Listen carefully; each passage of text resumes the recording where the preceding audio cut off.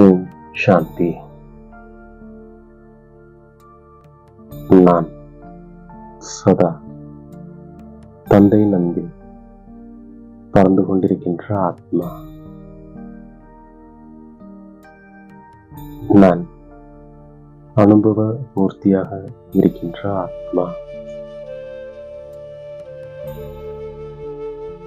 நான் சத்தியவாதி ஆத்மா.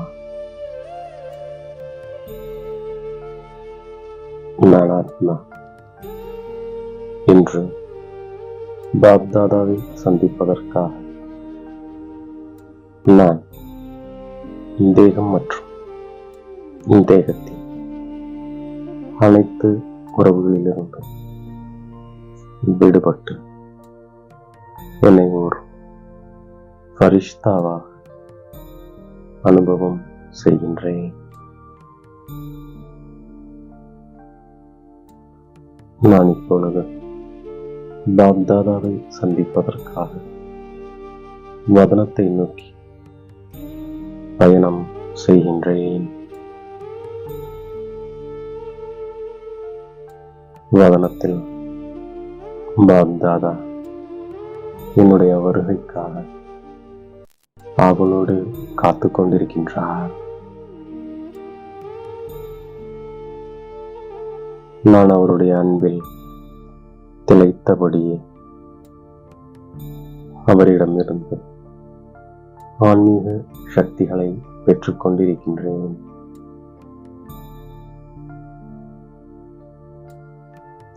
நான் இப்போது பாப்தாதாவோடு ஆன்மீக உரையாடல் செய்கின்றேன். இன்று பாப்தாதா தன்னுடைய நாலாபுறங்களிலும் உள்ள பரமாத்மாவின் அன்பான குழந்தைகள் பார்த்து கொண்டிருக்கின்றார். பரமாத்மாவின் அன்பு இந்த சங்கமிகத்தில் மட்டுமே கிடைக்கின்றது.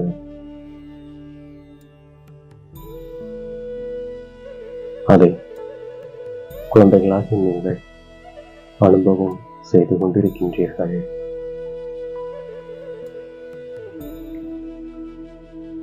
நம் உள்ளத்தில் தந்தை, தந்தையின் உள்ளத்தில் நாம் இருக்கின்றோம். இந்த பரமாத்மாவின் அன்பின் போதையை அனுபவம் செய்யும் பாக்கியம் நமக்குதான் பிராப்தமாகி இருக்கின்றது. எனவே தந்தையின் விருப்பம் என்னுடைய ஒவ்வொரு குழந்தையும் எனக்கு சமமாக ஆக வேண்டும் என்று எப்படி தந்தையோ அப்படியே குழந்தைகளின் சம்பூர்ண தூய்மையின் ஸ்திதி இருக்க வேண்டும். முழு நாளில் எந்த ஒரு வீணான எண்ணம், அபிமானம் தன் பக்கம் ஈர்க்கவில்லைதானே என்று முழு நாளில் சோதனை செய்யுங்கள்.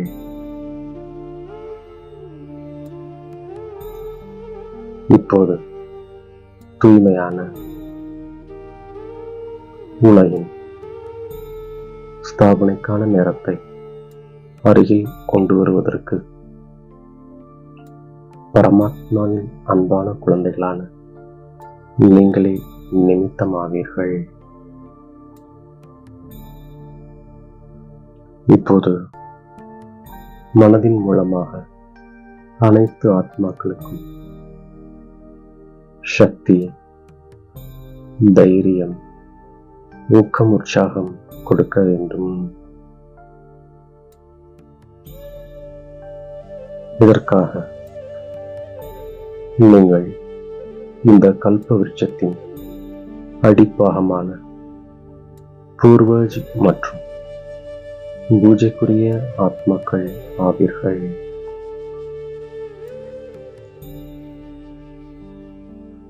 எந்தளவு சம்பூர்ண பவித்ர ஆத்மா ஆகுவீர்களோ,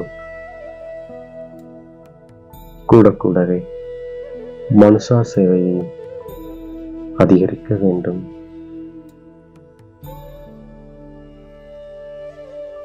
பரமாத்மாவின் அன்பிற்கு பாத்திரமான ஆத்மாக்களாகிய நீங்கள் இப்பொழுது உலகத்திற்கு அன்பின், திருப்தியின், குஷியின் அஞ்சலி கொடுப்பது அவசியமானதாகும்.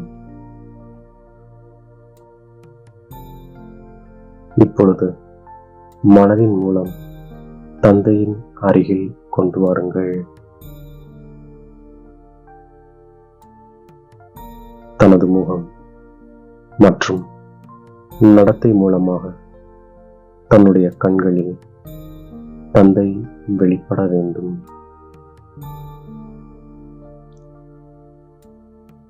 இப்போது குழந்தைகள் தந்தையை வெளிப்படுத்த வேண்டும்.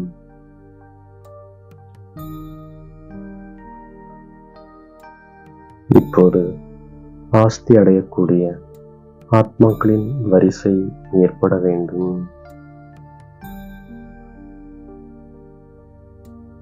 பாப்தாதா கூறுகின்றார், இப்போதிலிருந்தே வீணானவர்களை முடித்துவிட்டு சதா சக்திசாலி ஆகுங்கள்.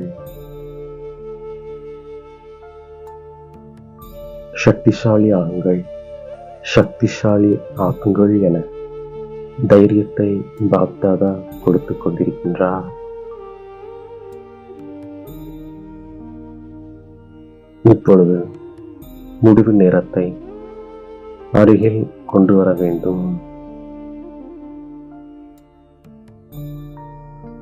அதற்காக வீண் எண்ணங்களை முடிவடைய செய்யத்தான் வேண்டும்.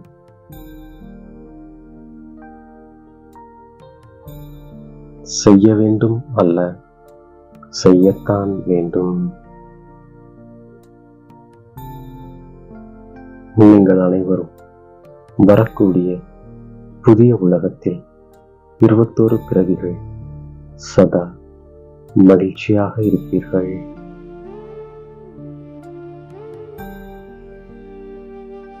உடல் ஆரோக்கியமாக, மன மகிழ்ச்சியாக, அளவற்ற செல்வம், இவை உங்களுக்கு 21 பிறவிகளுக்கு உத்திரவாதம் என என்று பாப்தாதா நாலாபுறமும் உள்ள குழந்தைகளுக்கு வரதானம் கொடுத்து கொண்டிருக்கின்றார். சகஜ யோகி ஆகுங்கள், அவ்வளவுதான். நடந்தாலும் சுற்றினாலும் நான் ஆத்மா, சிவ தந்தையின் குழந்தை என்ற நினைவு செய்யுங்கள். நீங்கள் அனைவரும் வாரிசு ஆவீர்கள்.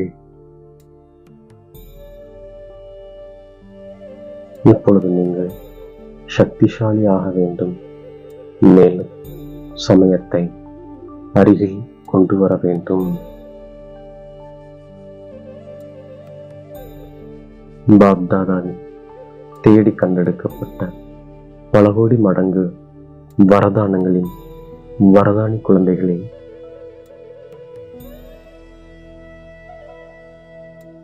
இப்பொழுது எண்ணத்தை உறுதியாக ஆக்குங்கள்.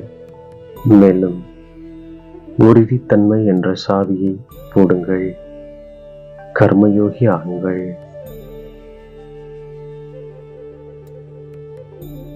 இப்பொழுது தன்னுடைய இரக்கம், கருணை, துக்கத்தை போக்கி சுகத்தை தரும் சொரூபத்தை வெளிப்படுத்துங்கள்.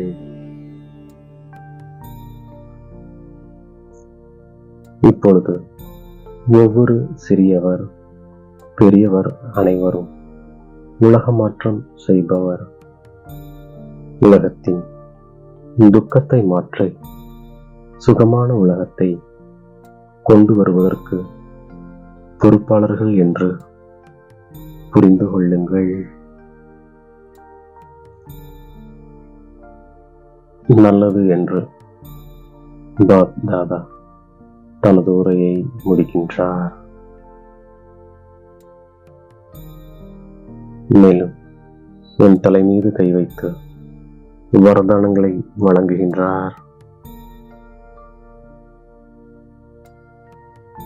சதா தந்தையின் அன்பில் பறந்து கொண்டிருக்கும் ஆத்மா, சதா காலத்திற்கு குஷியாக இருந்து மேலும் குஷியை பகிர்ந்து அளிக்கின்ற ஆத்மா, சதா மகிழ்ச்சியான முகம் மற்றும் மகிழ்ச்சியான நடத்தையில் இருந்து மேலும் இருக்கச் செய்கின்ற தீவிர புருஷார்த்தி ஆத்மா, தன்னுடைய தோற்றத்தின் மூலம் தந்தை மற்றும் ஆசிரியரின் குணங்களை வெளிப்படுத்தக்கூடிய அனுபவமூர்த்தி ஆத்மா, முகம் மற்றும் நடத்தையில் தெய்வீகத்தன்மை உடைய சத்தியவாதி ஆத்மா,